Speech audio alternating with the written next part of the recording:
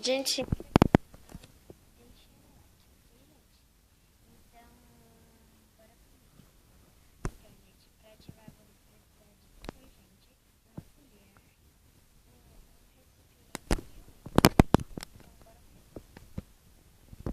eu acho que eu vou ter que fazer esse vídeo em partes, gente. Então essa vai ser a parte 1. Que eu vou... Ai, meu Deus. Gente... Calma aí, gente. Eu vou arrumar a câmera de novo e volto com vocês.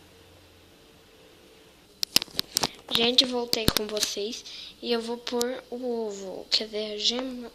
Não, é só aquele caldinho branco que sai, mas não tá saindo. E era pra sair. Ai, meu Deus, gente, tá saindo. Ó, vocês estão vendo? Esse negócio saindo aqui.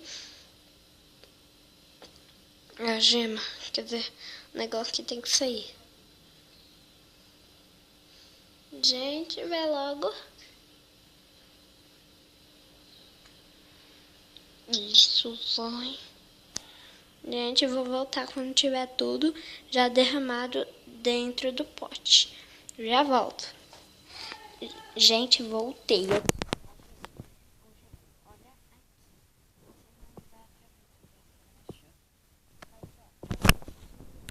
Tem um negócio amarelo.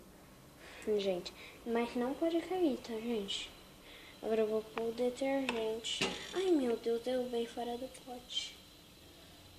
Gente, eu quero que seja verde aqui, né? O bagulho.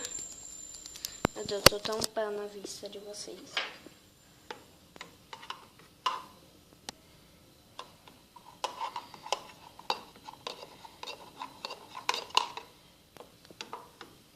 Ficou, tá bem ruim.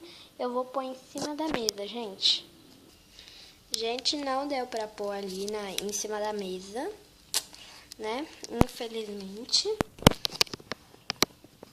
Agora eu vou mexer. Gente, não tá indo. Deve ser porque precisa de mais. Gente. Quer saber, gente? Ó, eu volto com ela um pouco ativada, mas eu vou mostrar uma parte que também precisa, gente. Mas não totalmente ativada, gente. Então já volto. Gente, voltei aqui com... Ela tá super grande agora, gente, mas não super. É porque eu coloquei uma pequena quantidade a mais de detergente. Eu não consigo fazer isso porque não tem ninguém me ajudando a segurar a câmera. Aí eu tenho que segurar a câmera e mexer na slime pra vocês. Olha que grande tarefa, gente. Então, gente, ó, você não percebe, mas ela tá quase boa. Ó. Vocês estão vendo?